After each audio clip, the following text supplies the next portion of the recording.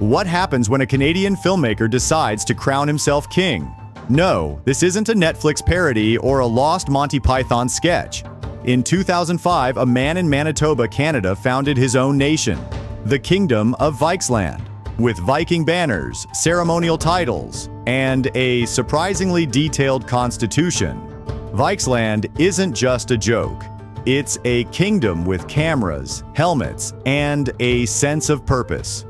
Welcome to one of the strangest modern monarchies on Earth.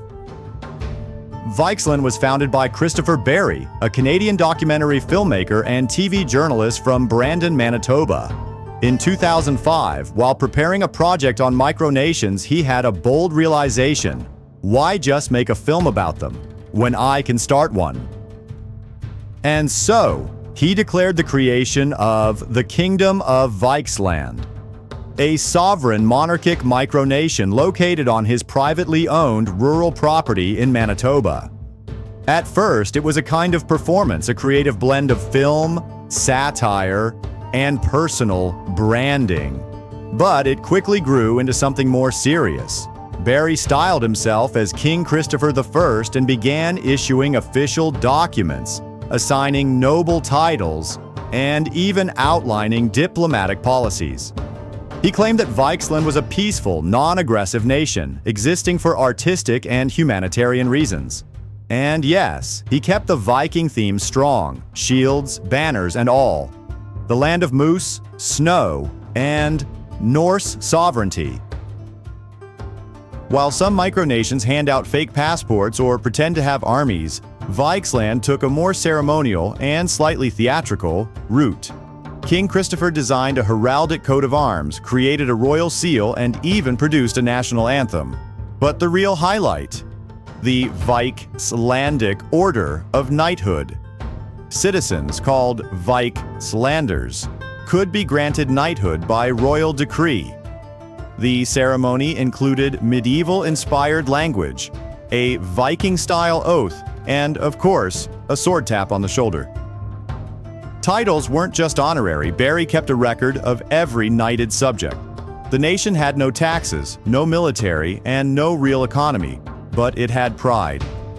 Barry made it clear that Vikesland wasn't anti-government or anti-Canada.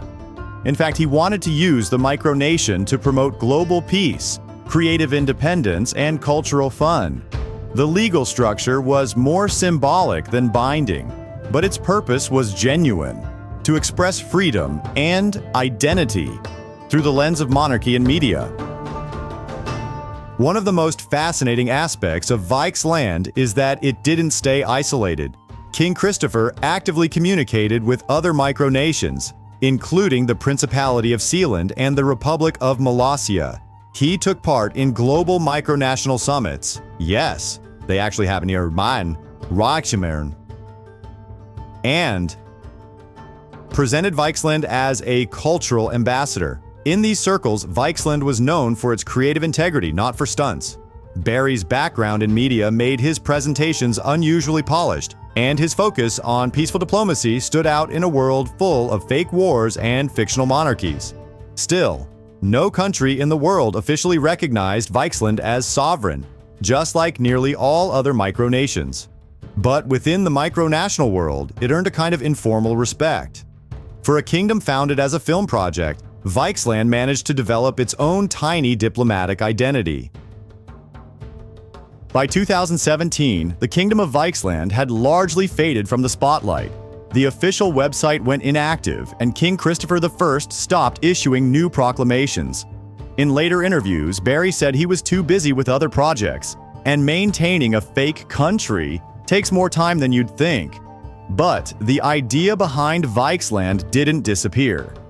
In the age of NFTs, metaverses, and digital identities, the concept of declaring your own state, no matter how small or fictional, feels more relevant than ever.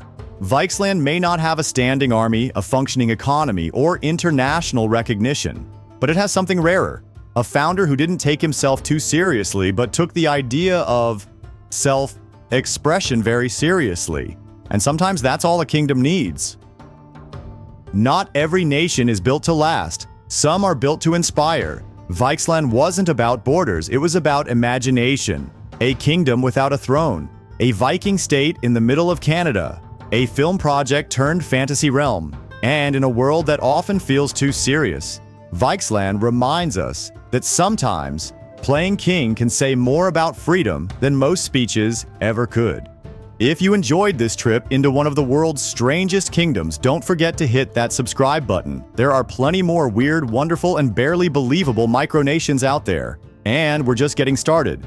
Subscribe for more stories that prove reality is sometimes stranger than fiction.